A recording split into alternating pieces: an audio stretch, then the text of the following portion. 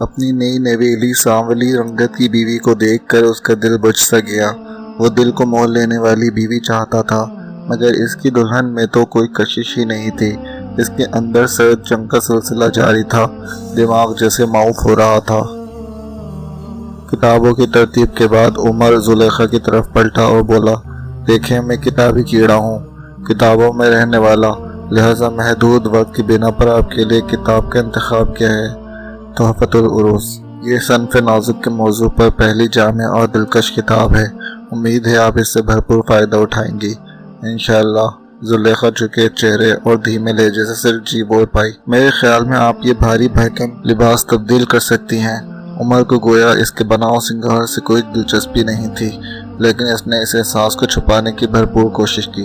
زلیخا بھی جوان جذبات احساسات رکھنے والی لڑکی تھی، اس کے رویے کو سمجھ گئی اور لباس تبدیل کرنے کے لیے کونے میں پڑے سوٹ کیس کا رخ کیا اور سفید کاٹن کا سادہ سا شلوار قمیص نکالا، جس کے اوپر ہلکی گلابی اور کالے رنگ کی کڑھائی تھی اور ساتھ بڑا سا چھوٹے چھوٹے پھولوں والا۔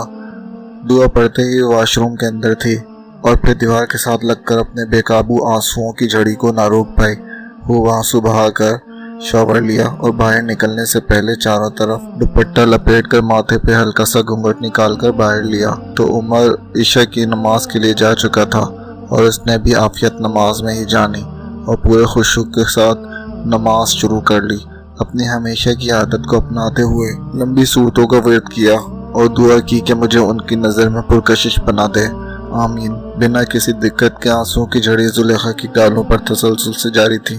نہ چاہتے ہوئے بھی آنسو تمام بند توڑ کر لگاتار اس کے سوتی دوپٹے کو گیلا کیے جا رہے تھے۔ یکدم سے آہٹ سن کر اس نے اپنے چہرے کو رگڑ ڈالا اور لپک کر بستر پر پڑی تحفۃ العروس کے اوراق الٹنا پلٹنا شروع کر دیے۔ دوبارہ سے مردانہ سلام نے اس کے دل پہ دستک دی، پھر وہی دھیما انداز اور جھکی جھکی گردن سے جواب آیا، سنیں عمر، پکارا جی زلیخا کا جواب، آپ نے کھانا کھانا ہے؟ میں امی کو بولتا ہوں آپ کو کھانا گرم کر دیں گی۔ جی نہیں شکریہ، مجھے بھوک نہیں ہے، زلیخا بولی۔ چلیں آپ نہیں کھاتی تو میں بھی نہیں کھاتا، میں سونے کے لیے جا رہا ہوں، 2 دنوں سے سفر کی تھکاوٹ ہے اور آپ بھی لمبے سفر سے آئی ہیں، آرام کریں۔ زلیخا کسی روبوٹ کی طرح اٹھی اور بستر کے ایک کونے میں لیٹ کر خود کو اپنے دوپٹے میں لپیٹا اور اذکار مسنونہ میں مشغول ہو گئی۔ ادھر دوسری طرف بھی یہی سلسلہ جاری تھا۔ نیند کے اثر دونوں طرف دور دور تک دکھائی نہیں دے رہے تھے، لیکن راہ فرار کا یہی ایک ذریعہ تھا۔ بظاہر بند آنکھیں، لیکن دل و دماغ شدت غم سے چور تھا۔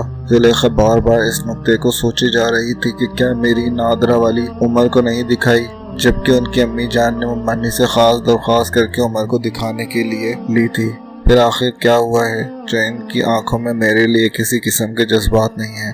مجھے تو ان لوگوں نے تصویر دکھا دی پر اپنے بیٹوں کو کیوں نہ دکھائی؟ میں تو رشتوں سے ترسی ہوئی ہوں، بچپن میں والدین کا انتقال، نہ کوئی بہن اور نہ کوئی بھائی، اب شوہر ملا ہے وہ اتنا قریب ہو کے بھی کوسوں دور ہے۔ دل میں ٹھیس اٹھی اور آنکھوں نے کھل کر برسنا شروع کر دیا۔ کیا ہوا جو میرا رنگ سانولا ہے؟ دل و دماغ تو نہیں ہے؟ آنکھوں میں برسات کا سلسلہ تسلسل سے جاری تھا۔ دل شدت غم سے نڈھال تھا اور اپنے پسندیدہ شعر کو دہرا رہا تھا، عجب رنگوں میں گزری ہے زندگی اپنی، دلوں پہ راج کیا پھر بھی پیار کو ترسے۔ سفید کاٹن کا دوپٹہ زخموں پہ مرہم کا کام کر رہا، آنکھوں سے برستی برسات کو کافی حد تک جذب کر چکا تھا۔ نیند کوسوں دور تھی، دل کر رہا تھا زور زور سے دھاڑے مارے، لیکن وہ عمر کو اپنی کمزوری نہیں دکھانا چاہتی تھی۔ اگر وہ اس رشتے سے خوش نہیں ہے تو میں بھی کبھی ان کو مجبور نہیں کروں گی، ہاں اپنے حقوق ضرور پورے کروں گی جو کہ میری تربیت کا حصہ ہیں۔ بے شک خاوند کی فرمانبردار ہوتے ہی جنت جائیں گی۔ کمرے میں دیوار پر لگی گھڑیال کی ٹک ٹک سنائی دے رہی تھی۔ وابڈا کی آنکھ میں چوری جا رہی تھی۔ کمرے میں لگا 0 واٹ کا بلب بھی بجھ چکا تھا۔ زلیخا انتظار میں تھی کہ لائٹ آئے تو وہ وقت کا تعین کر سکے اور اپنی روزانہ کی روٹین تہجد کے نوافل شروع کرے۔ تقریباً لگ بھگ آدھے گھنٹے بعد بجلی کا نزول ہوا۔ رات کے 2 بج رہے تھے۔ زلیخا چپکے سے دھیمی چال سے کمرے سے نکل کر واش روم میں گئی، اچھی طرح سے وضو کیا، چہرے پر ٹھنڈے پانی کے چھینٹے مارے اور اپنے آپ کو کنٹرول کرنے کی کوشش کی، لیکن بے سود۔ اپنی پیشانی کو دوبارہ سجدہ ریز کر دیا اور خوب گڑ گڑائی، میرے مالک میری اس مشکل کو آسان کر دے، بے شک تو یہ مشکل کشا ہے۔ طویل دعاؤں کے بعد دل میں اطمینان محسوس ہونے لگا۔ اتنے میں فجر کی اذان سنائی دی عمر تو نہ جانے رات کے किस بہر नींद की गहरी वारिदी में उतर चुका था। अब जुलेखा इस शशपंज में थी कि उमर को उठाऊं या ना उठाऊं, और अगर उठाऊं तो कैसे। 5 मिनट की सोचो विचार के बाद जुलेखा ने उमर के पाँव को हल्का सा झंझोड़ा, लेकिन वो घोड़े भेजकर सो रहा था। आखिर तीसरी कोशिश पर हड़बड़ा के उठ गया। आंखें मली तो देखा जुलेखा इसकी पाइंती की तरफ खड़ी है। जुलेखा गड़बड़ाते हुए बोली, जी वो आपकी फजर की नमाज निकल जाएगी, अजान हो चुकी है। उमर दिल ही दिल में खुश हुआ, चलो मोहतरमा नमाज की तो पाबंद है। फौरन उठ खड़ा हुआ, वजू करके मस्जिद का रुख किया। जुलेखा ने फजर अदा की और तिलावत कलाम पाक शुरू कर दी। खूबसूरत आवाज़ और कवायदुल तजवीद और मखारिज से बखूबी वाकिफ जुलेखा रिक्कत आमेज़ लहजे में तिलावत में मशगूल हो गई। जुलेखा की तिलावत ने उमर को दरवाजे के बाहर खड़े होकर सुनने पर मजबूर कर दिया। इतनी खूबसूरत आवाज़ और शीरीन लहजा इसने आज तक न सुना। वो दिल में दाद दे गया। उमर के कमरे में दाखिल होते ही बाबा ने आवाज़ लगाई, जी बाबा जान फरमाइए। वो बेटा मुझे लगता है हमें कल इतवार का वलीमा मुलतवी करना पड़ेगा। सब खैरियत है ना बाबा जान? थोड़ी देर कबल तुम्हारे पप्पा का फ़ोन आया था, तुम्हारी पप्पू काफ़ी बीमार हैं, इसलिए मुझे घारियाँ जाना पड़ेगा। हो सकता है कुछ दिन रुकना भी पड़ जाए। बाबा जैसे आप बेहतर समझते हैं, मुझे कोई एतराज़ नहीं है। कब मैं जी ही बोल पाया था।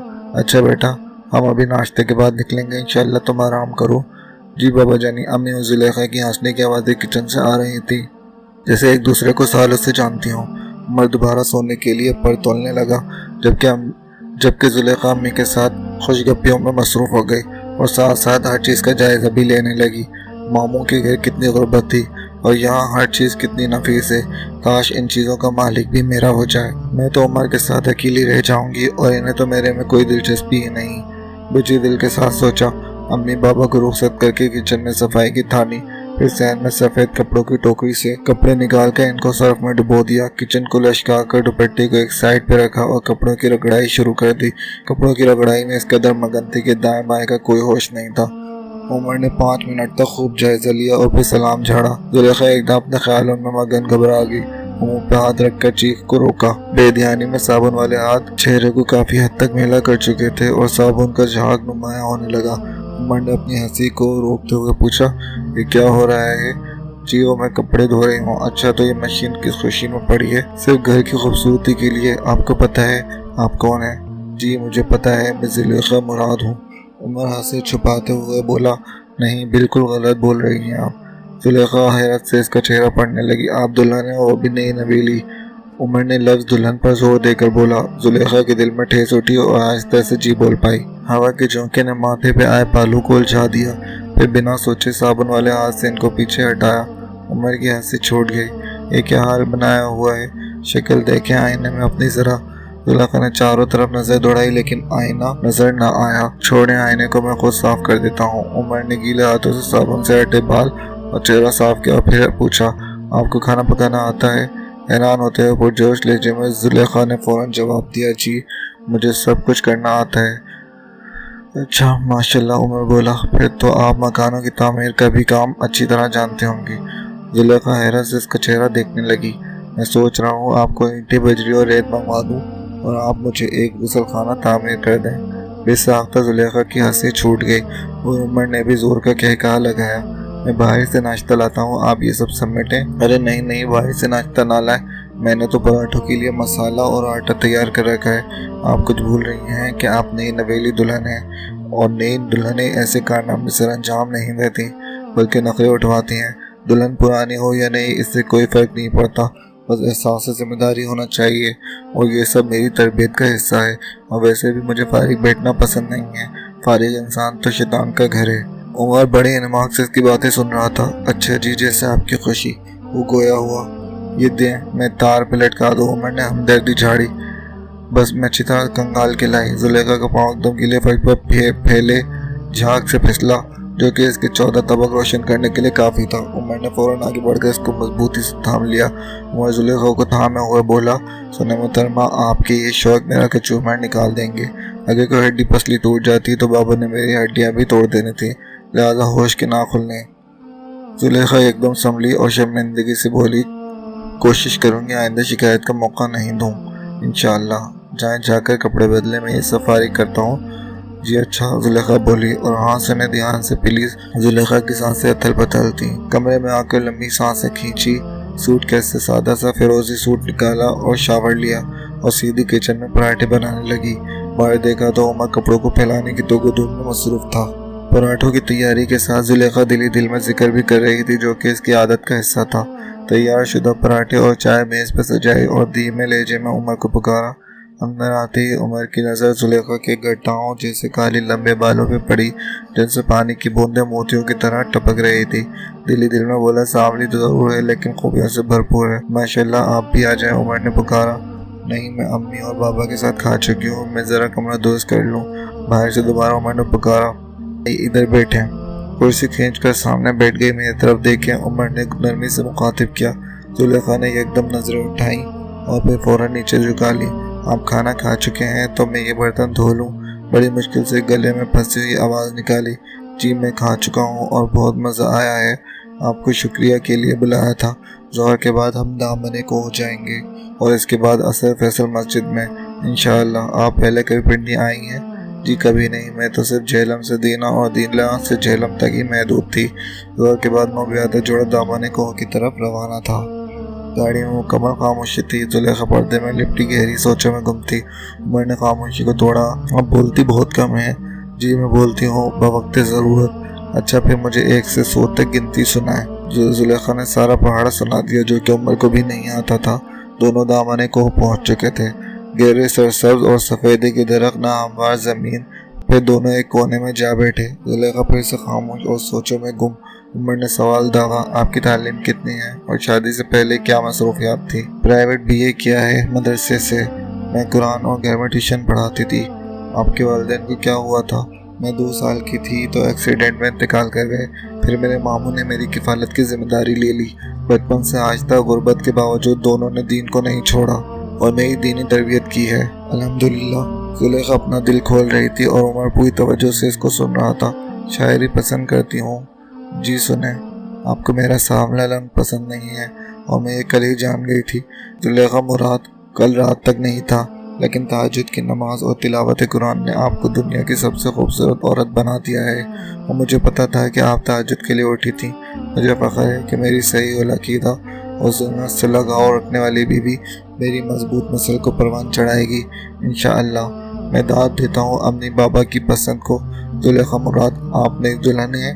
آپ میری پاکیزہ، باکردار اور باحیا دلہن ہیں جس کی اعلیٰ تربیت نے میرے دل میں کامیابی کے جھنڈے گاڑ دیے ہیں۔